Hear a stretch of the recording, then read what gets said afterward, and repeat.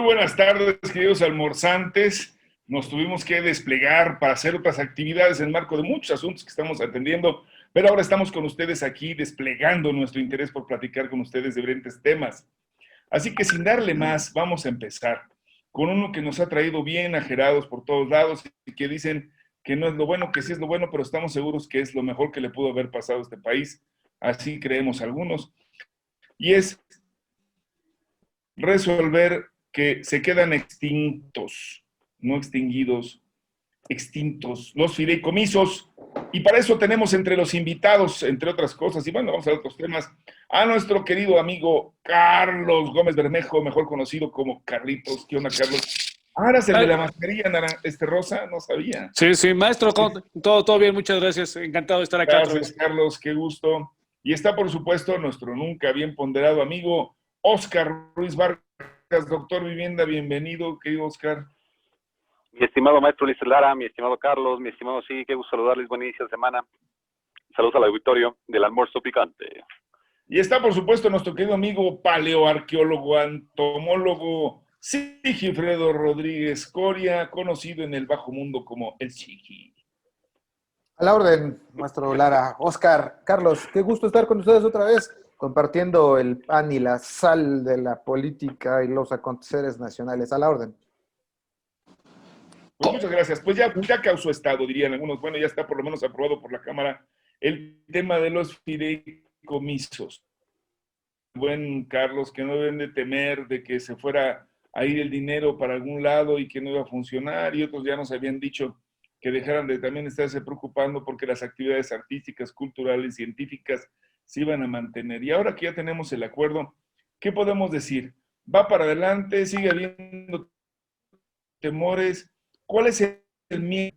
Hay quienes hablan de que en el fondo se va a descubrir ahora que ya están las medidas para poderlo hacer, que se lavaba dinero o que se hacían cosas indebidas con ello. ¿Qué podemos decir al respecto, compañeros? Mi querido Óscar Ruiz Vargas. Mira, mi buen Ulises, Carlos Sigui, el tema de los fideicomisos es sin duda una figura muy, muy noble, como lo sabemos ya, muy utilizada a nivel mundial. México la adoptó a principios de la década de los 20, del siglo XX, en la primera década, y bueno, creo que se ha deformado mucho y se ha abusado de esta figura tan noble. Tal es el caso que con tanta corrupción que se ha generado en el país, fíjate lo delicado, cuando el Estado traslada los recursos a estos fideicomisos, que el Estado se constituye como fideicomitente y traslada los recursos a una institución fiduciaria, en ese momento se toman por recursos ya operados, ¿no? O recursos ya gastados por parte del Estado. En ese momento, pues ya escapan a la fiscalización, porque muchos de estos no van a un banco, sino van a instituciones financieras.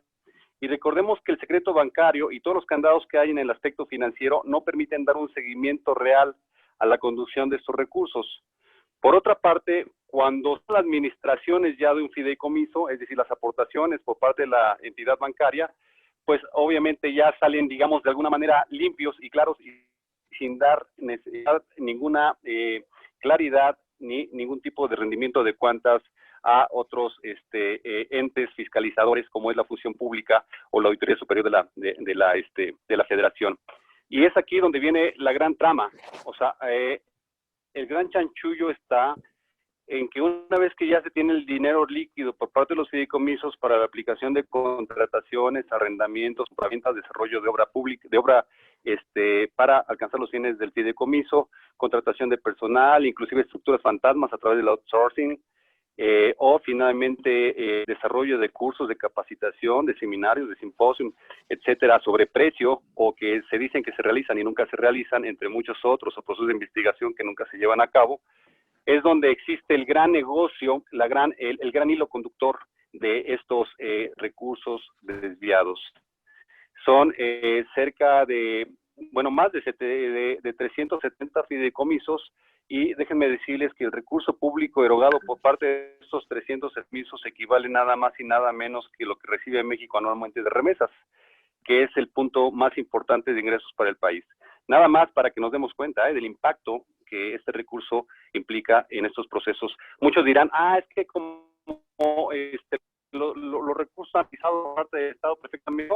Hay muchos momentos en donde se pierde esta fiscalización por parte del Estado y bueno, cuenta de ello daré en una cápsula que ya les haré compartir y llegar en su momento el año que entra. No es cierto, en próximos días.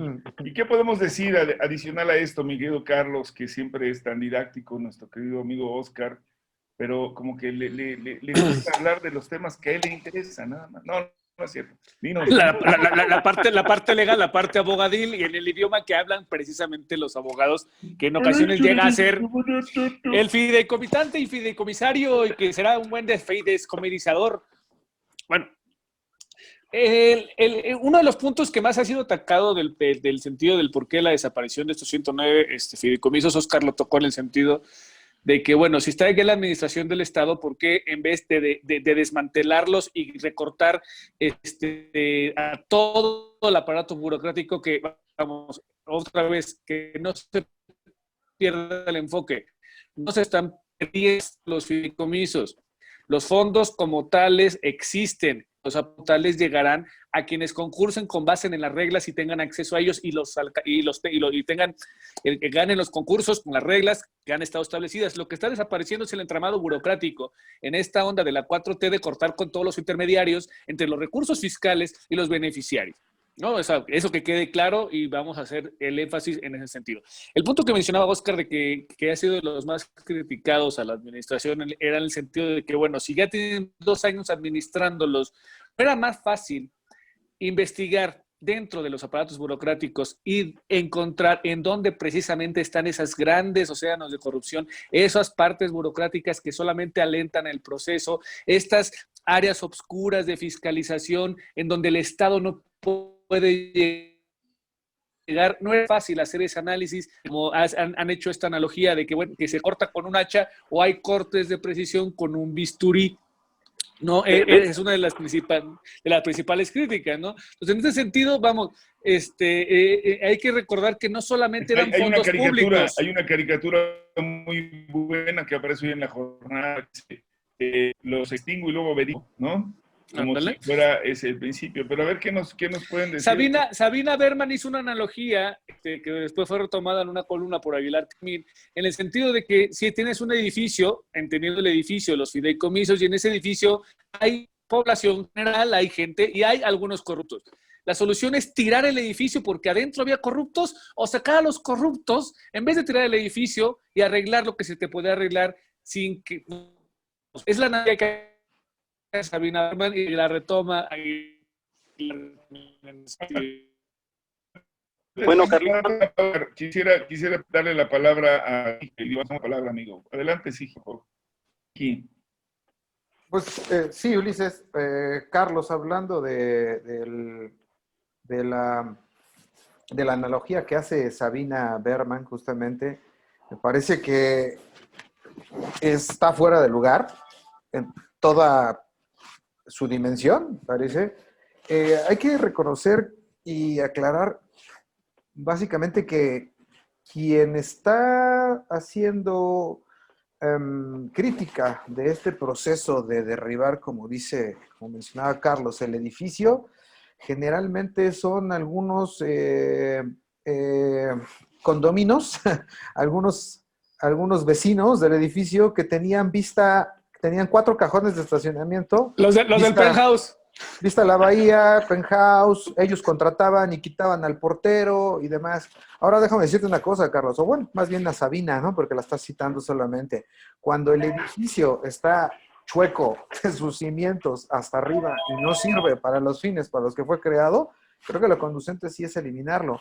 Fíjate que en la mañana estaba yendo a otros 2 intelectuales que también están muy enojados, ¿no? Es el caso del señor Sergio Aguayo y es el caso de la señora Denise Dresser.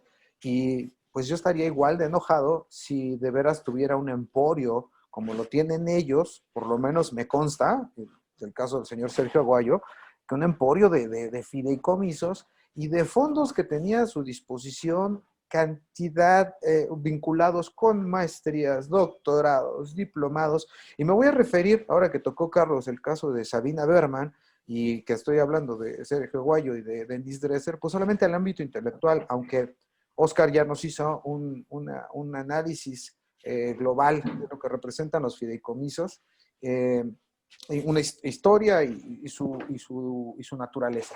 Pero en específico con respecto a al ámbito educativo, mira, Ulises, y tú lo sabes, cómo se maneja este ámbito y estos fideicomisos, aperturas y vinculaciones junto con las asociaciones civiles, ¿no? Pero asociaciones civiles vinculadas también a los fideicomisos, ¿no? Porque si no, no sirve de nada. Y entonces eso representa poder y control y dominio dentro de las universidades de ciertos grupos que además, entonces, al tener ese control, generan un poder político. Y te diría, y de áreas completas, amigo mío, de áreas de departamentos desarrollo completos en algunas áreas, de facultades, diríamos, de claustros, no es cualquier cosa. A ver, mi querido Oscar. Sí, mira, haciendo la analogía del condominio, yo podría decirte que únicamente se derribaron los departamentos que no tenían autorización para haber sido construidos, ¿no? Se mandaron a demoler. Únicamente 109 fueron decretados extintos el 1 de octubre por una dictaminación de carácter presidencial. Y en ese contexto recordemos que los fideicomisos pueden ser creados mandato del Ejecutivo y del Poder Judicial, así como de los órganos autónomos constitucionales, que también estos órganos autónomos constitucionales tienen muchas prebendas y privilegios y escapan a los procesos de fiscalización del Estado. Luego, entonces, únicamente se van a extinguir a través de este decreto 109 fideicomisos de los 370. Pero de estos 370 fideicomisos, ahí les va, únicamente fideicomisos cuentan con procesos de transparencia y fiscalización adecuados. Todos los demás, no. Entonces, ahí es donde radica el problema real del asunto. ¿Por qué? Porque muchas de esas estructuras, recordemos, fueron creadas originalmente para dar beneficio a algunos grupos de poder enquistados en aquel momento. Quiero ponerles un ejemplo. En el Registro Único de Vivienda que surgió en el 2011 y en el cual participé en algún momento, digo en algún momento porque al final del día salí porque había muchas irregularidades, y quiero comentarles que eran poco más de 60 personas. Actualmente, cerca del 6-7% perciben un salario superior a los 100,000 pesos mensuales. Los miembros del comité de administración, consejo de administración, reciben en promedio 60,000 pesos por una sesión de 2 horas aproximadamente, 60,000 pesos. Y bueno, las contrataciones son muy subjetivas en cuestión de los insumos que requiere este Registro Único de Vivienda, que son de carácter tecnológico. Y como insumos de carácter tecnológico, bueno, hay muchas triquiñuelas que se hacen al respecto porque son dinámicas intangibles en este contexto. Y es así que, pues de esta manera, salen al espectro de la fiscalización de manera mucho más clara, eficiente y efectiva. No tienen órganos de control en el sentido de la contestación a solicitudes de información interna, no tienen plataformas de transparencia, no hay manera de sancionar a través de un organismo o de una unidad de fiscalización interna, y tampoco están supeditados a la Secretaría de la Función Pública ni a la Auditoría Superior Oscar, Auditoría Superior de la Nación. Y además no podrías tocarlo si no hubiera habido un procedimiento ante el Congreso y iniciativa del presidente. O sea, estaban tan protegidos que eran intocables. ¿Cierto o no? Digo, por eso tuvo que hacerse este procedimiento, si no se hubiera actuado de otra manera. Esto que dice también, siguiendo el ejemplo de Sabina, ¿no? O de otros, era, ¿por qué los destruiste? ¿Por qué no entraste? Era imposible, no había manera. No podías entrar al edificio, no podías intervenirlo, no podías hacer nada. Sí, lo y tenías este tomado. edificio construido totalmente copado. Esa es la parte que también hay que Estaban decir, soldados a las ¿no? puertas. Y Pero, con 3 candados, como la puerta negra. Y era negra lo que nos faltaba decir. Oigan, pero yo quisiera retomar un tema ahí, porque Oscar ha hecho una muy buena definición, y tú apenas la estás tocando por encima en el tema de la parte de lo político, Ulises, pero esto que estás mencionando con respecto a la protección desde el lado del poder, Yo creo, inclusive iría un poco más lejos, que fue parte del diseño. Creo que primero la sociedad civil o la participación de la sociedad civil nace como un cambio del paradigma, ¿no? En el cual le toca, me parece, si no estoy mal, me corregirás tú particularmente, Ulises, es Salinas de Gortari quien le toca hacer esta apertura, por ejemplo, con el IFE, en su momento el INI y algunas otras figuras de corte ciudadano. Entonces, eso marca la entrada de la sociedad civil a la política pública. Y así es como se crean las figuras de la... Pero como requisito para el Telecán. Sí, sí, sí, sí. Brevísima Claro, aportación. Como requisito para el Telecán. Sin duda, pero me parece de todos modos, es lo mismo, me parece igual, porque es un requisito del nuevo paradigma. En el Telecan se pone, pero porque es una demanda mundial que participe. Pero los gobiernos que todavía no se aperturaban democráticamente de manera efectiva, seguían siendo autoritarios en el fondo y seguían siendo corporativos, con el caso del de Salinas. Y así es como surge esta figura, perdón, sí, hay que decirlo. El caso, todo mundo, ustedes sabrán, todo el mundo se hizo de una asociación civil. Cualquier problema que había para la participación, la solución inmediata en la asamblea, en el grupo era, hagamos una asociación civil. Y todo el mundo se hizo de asociaciones civiles. Y los notarios ganaron un montón de lana en ese sentido y se hicieron los fideicomisos. Pero solamente aquellas asociaciones civiles que estaban vinculadas a estos fideicomisos y a estas fuentes de ingresos fueron aquellas que progresaron. Todas las demás asociaciones civiles de gente que quería participar, que quería entrar, pues no entró porque no tenía fondos, no entró porque lo que tenía era un acta que le daba una cierta pertenencia en un grupo, pero nada más. Fueron apartados y yo creo que sí, fueron dirigidos para grupos específicos y para hacer una especie de ampliación, no del gobierno, sino del grupo político. Fueron más espacios y fueron más formas de operación. Así que yo creo que tiene un contenido político muy importante y muy fuerte estos fideicomisos, ¿no? Si no todos, la mayoría, muchos de ellos. Por supuesto. Ahora, Claro. yo les pedía, digo, que creo que está muy claro ya, y vendrán la información y vendrán los datos de qué es lo que pasó al interior de esos fideicomisos. Andrés prometió que en 10 días estaba. Es correcto, porque se van a dar cuenta, y esto ya lo comentaremos aquí en el programa, de cantidades y cosas que se gastaron o que se justificaron como gastos o se metieron al manejador de los recursos, a la banca, por este recurso, que también se los damos a ustedes, y no habían sido reportados en el fideicomiso original, pero pues esto dejó este rendimiento porque eran tantos millones que a razón tal, y se invirtió en la bolsa y se invirtió en esto. No saben ustedes lo que va a ser la apertura. Siguiente punto, hablando de estas cajas. Luego de que se hizo toda la revisión del tema del huachicol y que nos dimos cuenta públicamente en este país de que alguien estaba robándose la gasolina y no eran solamente los señores de las gasolineras, sino había quien ordeñaba los ductos, también descubrimos que, pues ya digo algo que era una sospecha sabida, que nos daban litros de 10 mililitros, ¿no? Ah, tampoco.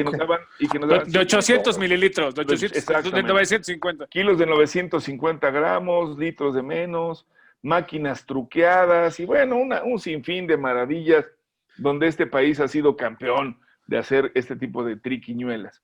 Pues hoy hay una norma, parece que vamos a tener una ventaja, porque ya no va a haber una farmacia. Bueno, eso lo vamos a ver ahorita. Ya no va a haber estas, gasolinerías que van a decir, aquí sí damos litro. ¿Cómo es esa norma, mi querido Oscar? Platícanos. Mira, es la norma 005 que ya existía, sin embargo se modificó y esta modificación pidieron los empresarios gasolineros que se prorrogara. Se prorrogó justamente hasta el 8 de octubre, donde llegó el término fatal, ya no hubo otra prórroga, y esta norma, la modificación va en el sentido de la actualización de las máquinas despachadoras y el software que tienen implementado. Este software y estas máquinas permitirán tener actualizada y en tiempo real la cantidad de combustible que se despacha, también en qué momentos, en qué horarios, si finalmente la llave se modifica de acceso, las firmas de entrada, de salida de los despachadores, las modificaciones se generan. Toda una bitácora. O sea, ¿puedes saber si te lo están haciendo el chanchullo desde la oficina o es el señor que despacha? ¿Sí? Absolutamente. ¿O desde una oficina central? No, pues recordemos No, que los canijos. muchos de las gasolineras lo que hacían es que tenían unos software muy complicados que permitían manejar y disponer ni siquiera desde la oficina de la gasolinera, sino desde oficinas centrales muy robustas y con servidores de primer nivel para efecto de poder cerrar y redireccionar los procesos para que eventualmente cuando llegase una auditoría de la Profeco, pues todo saldría como que muy transparente y muy ordenado.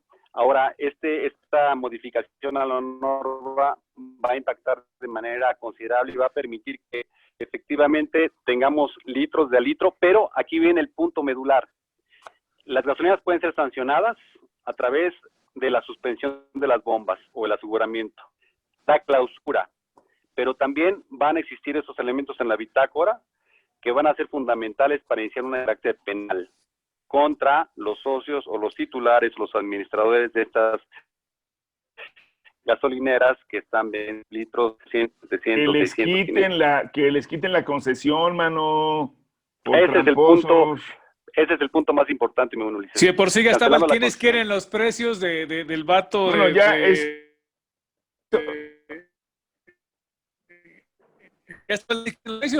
La norma que bien comenta. Sí, sí. Oscar, y ahí mismo había dicho el propio director de la Profeco que estaba en la ruta de que ya se cumpliera con este mandato, que estaba en la ley y que estaba en otros y que habían pospuesto por razones técnicas o tecnológicas. Pero bueno, ¿qué opinión les merece, mi querido Carlos? Tú que eres consumidor de gasolina para aventarla ahí en los cruceros. En los cruceros, exactamente. Y luego, la que está saliendo buena es la de British Petroleum. Casi no me queda acá rasposo el cogote. Rasposo el cogote. Es la misma gasolina, nomás cambia la distribuidora. No sea usted mentiroso. Oye, pues existen casi cerca de 11,000 y fracción centros despachadores en todo el país. Y de esos 11,000 ya fueron sancionados cerca de 1,700 por parte de la Profeco.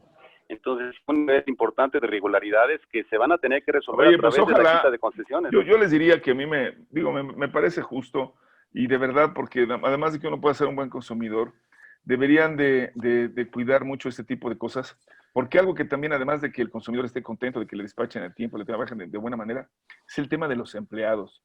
Saben que a mí me parece realmente una situación bastante lamentable, porque el trabajador, prácticamente esta historia de que recibe su apoyo de las propinas, bueno, reciben un emolumento, pero la mayor parte de su dinero se lo sacan por ahí.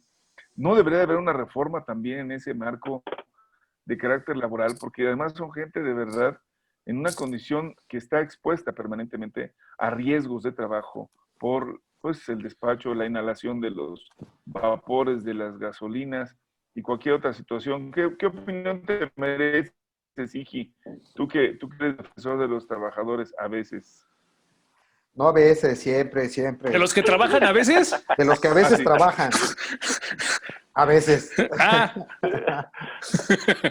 Hace tiempo había algunas recomendaciones que circulaban en la red con respecto a... Los me refiero 20 a los sexenios. litros, sí. No, exacto, que pidieras Ajá. por litro, que no pidieras por cantidad de pesos. Y estamos acostumbrados en México, desgraciadamente, por lo menos en la Ciudad de México, a pedir cantidades cerradas, ¿no? Échale 300, échale 200, o llénalo, básicamente, ¿no?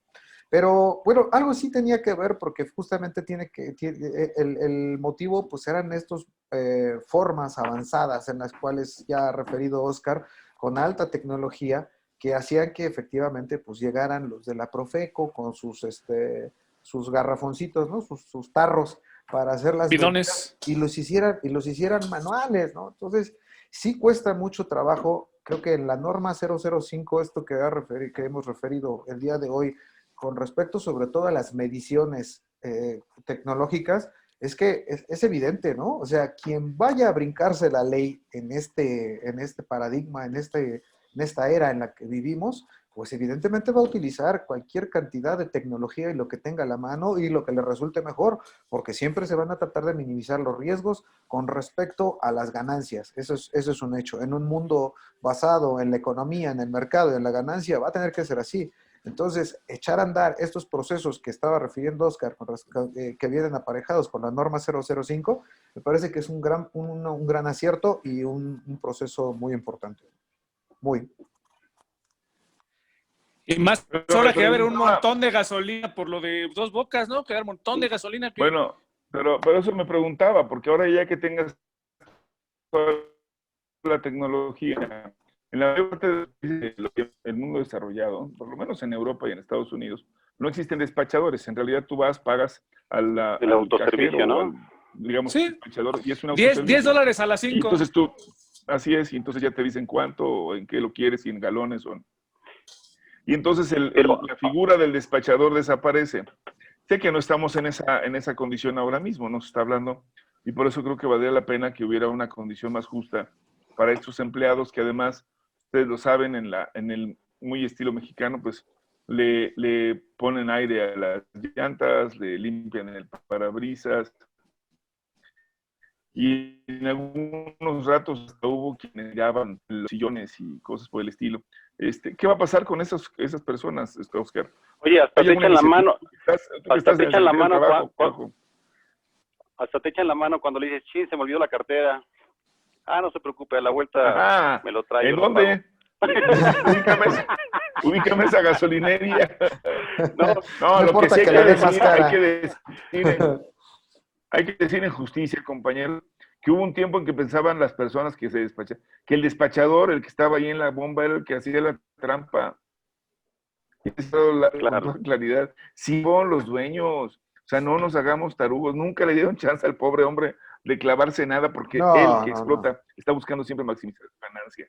Eso es algo que sí. Entonces, ¿qué va a pasar, Oscar? ¿Hay alguna ruta de salvación de estos empleados o de plano los vamos a ver que se extingan también como los fideicomisos? No, que dejen de ser despachadores. No, en la ruta laboral, muchos de esos consorcios de gasolineras trabajan a través de la figura del outsourcing, pero como sabemos ya la reforma laboral en ese sentido está por la contratación directa y por sumar a todos los derechos de carácter laboral. Es decir, que tengan seguridad social, que tengan las garantías del salario mínimo, los días de descanso correspondientes, y también si se trata eventualmente de condiciones de riesgo a la salud, tendrían que hacer un pago de sobretasa para la aplicación y la prestación del servicio de seguridad social, ¿no? Asimismo, también las condiciones de riesgo que se pudieran generar en un panorama diagnóstico en determinado tiempo, tendría que valorarse para definir por parte de la Secretaría de Salud y los órganos o secretarías que fuesen involucradas, entre ellas la del trabajo, para determinar los tabuladores y la actualización de los mismos para este efecto. Ahora bien, otro punto adicional en el que va a servir esta modificación a la norma 005, muy bueno, dices Carlos Sigui, es que se podrá dar seguimiento puntual al suministro de combustibles de o podrán ver en dónde se encuentra el huachicoleo y quién está trabajando con el contrabando de gasolinas y de diésel en estos espacios de despacho de gasolinas dentro de las más de 11,000 estaciones de servicio. Es una ventaja adicional. Pues yo espero, de verdad, que estas medidas que estamos anunciando no solamente sean, como lo estamos ahora diciendo, una gran ventaja para el consumidor, estás bien comentando, servirá también para tener una administración clara, general de lo que se está vendiendo y lo que se está despachando. Nadie puede decir ahora o se puede dar a duda de que ha habido formas o abusos de las gasolinerías para lavado de dinero o para otro tipo de mecanismos inadecuados. La facturación, se sabe, también estuvo asociado en muchos de los casos a este tipo de empresas, y es por el manejo de los volúmenes de recursos y sobre todo de dineros. ¿Se acuerdan ustedes? Hubo un tiempo que las gasolinerías no querían tomar la tarjeta porque decían que no, porque la máquina no funcionaba, y eso es una forma también de estar diciendo, pues entraron por vía directa tantos litros que se pagaron en efectivo, y esto por esta otra vía. Hoy el control el lavado de dinero, de ese tipo de relaciones, exacto, tiene que pasar. Y la merma al fisco cerrar, también, por vía IEPS. Claro, sí, claro, porque además había que decirlo, en efecto, estos famosos gasolinazos que tanto nos pegaron, la verdad es que hay que decir que le sirvieron poco al país y le sirvieron mucho a los bolsillos de otros. O sea, con esto que estás comentando y que recordarán ustedes, cada mes eran centavos que se convertían en millones y millones de pesos que llenaban las arcas de unos cuantos vivales que tenían todas las ventajas, porque tenían la concesión, porque tenían lugar, porque tenían todo. Ahora, creo que vale la pena ir cerrando con pues, algunos de los temas internacionales que yo quería pedirle aquí a Carlos que nos dijera rápidamente qué va a pasar con los debates, hacia dónde va la elección en Estados Unidos. Sigue habiendo mucha controversia y hay poca claridad. ¿Qué opinión te merece, mi querido amigo, sobre el tema? Que ya estamos a 20 días, 3 semanas ya de la 20 días. Vamos, el debate de los vicepresidentes causó mucho más atracción y de hecho fue mucho más Con todo y atractivo. la mosca. Sí, precisamente por la mosca, fue un debate mucho más atractivo, vamos, al grado de que tengo entendido de que algunos republicanos ya estaban viendo, en el caso de que Trump no fuera inmune a la kriptonita, a la radiación, al agua de Laguna Verde y todo. Ya ves que el vato es Superman, ¿no? Tiene el cabello naranja porque toma mirinda. Exactamente. El vato es nada le pasa y todo lo puede. En el caso de que no se recuperara, ya estaban viendo qué posibilidades tenía Pence como candidato. Pero pues ya no pasó, ya no pasó. Entonces, no va a haber debate, vamos, ya Trump dijo que si es un debate online, él no le atora ese tipo de cosas, él quiere llegar y escupirles a todo el mundo para contagiarlos del bicho, y en ese sentido, pues él dice que si es así, él no va, y pues bueno, dejó ahorita lo que está ahorita es la primera sesión de las audiencias para ratificar o no a su candidata a la Suprema Corte de Justicia, una señora muy, muy conservadora, opuesta a la interrupción legal del embarazo, que no es pro-choice, como le dicen en Estados Unidos. Entre otras terribles cosas. Así es, hoy es la primera de las audiencias, entiendo. Los republicanos tienen una amplia mayoría para que esto suceda, esto al final de cuentas pase dentro de esta ventana que tenemos de 20 días a la elección. Sin embargo, Biden ya empezó a hacer un poco de campaña en contra de esta ratificación, que argumentando que si la daban por buena a esta candidata, 20 millones de estadounidenses estarían en riesgo de perder su atención médica, dado que ella obviamente va en contra de todo lo que resulta o que se ha llamado el Obamacare. Oye, Carlos, pero ¿cómo que reacciona hasta ahora, no? Biden, si finalmente ya se le cobraron más de 30 designaciones de miembros del Poder Judicial. Hay una ley que lleva su apellido, que precisamente fue la enmienda Biden. La enmienda Biden planteaba que cuando pasó una cosa muy similar y murió un miembro, no me acuerdo, de la Suprema Corte de Justicia y estaba poco tiempo del periodo, en este caso era un republicano quien estaba en la casa, un demócrata quien estaba en la Casa Blanca, no consideraban que fuera apropiado y que se deberían de esperar hasta que fueran las elecciones y entrara el nuevo ejecutivo. La enmienda Biden lleva su nombre, es por eso que la sigue apoyando en este sentido, ¿no? Sin embargo, Trump lo conocemos, él no es alguien con el cual sea muy fácil llegar a acuerdos, y mucho menos si se ve en franca desventaja, como todas las encuestas lo están planteando, aún en estados que los republicanos se considera que tienen ganados a priori, ¿no? Que han sido republicanos de mucho, mucho tiempo atrás. En esos estados, la diferencia entre Biden y Trump se está ampliando ya a 2 dígitos, ¿no? Aunque parece que no les importa mucho a los norteamericanos, ¿no? Tengo la impresión, ahora sobre todo que fue este fin de semana donde hubo mucho deporte, ¿no? Ya estaba la resolución del básquetbol, o que estuvieron los juegos del mundial, ¿no? El tobillo del coda. Sí, sí que pedazo de... ¿Qué ocurre? ¿Cuál es la percepción de lo que está pasando? Yo tengo la percepción de que al promedio norteamericano de verdad le quedan como un poco lejanas o le viene valiendo un poco gorro el asunto. ¿Qué opinión te merece, Oscar? ¿Tú crees que sea así? Sí, lo comenté ya en un programa. También el nivel que tienen los norteamericanos, no porque existan escuelas privadas de primer nivel y muy caras, quiere decir que el grueso de la población esté bien identificado, bien informada con los procesos de carácter político. Creo que es un país más enfocado a la cuestión sensacionalista, deportiva, del espectáculo, del día a día. De los aspectos raciales hace mucho más ruido que los aspectos de carácter político, y el pronunciamiento en este sentido desafortunadamente queda en segundo término hasta que se da el momento de elección o de elección a través de la votación. Entonces habrá que esperar, cualquiera de los dos que gane. Sí. Pues me parece que... Tú que estuviste allá con los gringos, mano, ¿tú qué crees? Pues me parece que... ¿No les genera mucho entusiasmo? No parece estar muy entusiasmado. Me parece que una buena parte del electorado latino, si es a lo que te refieres, obvio, ¿no? Sí tiene alguna inclinación ya por el ala republicana, ¿no? Contrario a lo que había pasado. Pero ya lo habíamos platicado esto de manera muy amplia. No creo que vaya a ser en esta ocasión. O sea, lo que estás diciendo es que ya no lo platiquemos, ok. No, ya los dos dijeron, no, ya lo habíamos platicado. O sea, parece que estamos repitiendo la historia. Por favor, dejen de utilizar esa muletilla. ¡Qué barbaridad! Mil disculpas, fue un desliz, maestro Lara. Pero una mandarina. No va, para ser más prospectivos, una mandarina, claro, ya empieza a ser época, ya empiezan los cítricos de temporada, claro. Yo creo que no va a ser para ser prospectivos, no va a ser... Para las piñatas. El color naranja. Sí, no va a ser decisivo el voto latino, me parece, en esta ocasión, no. Va a ser el voto blanco, va a ser el voto de la clase pobre blanca, si se puede decir, si es que existe.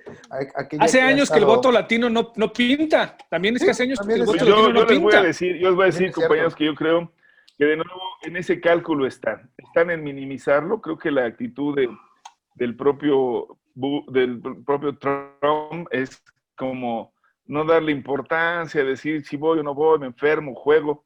Es hacer que de verdad el pueblo norteamericano diga, hombre, que se quede ya, vámonos a otra cosa, mariposa. Hay otros temas más importantes, relevantes en nuestra vida.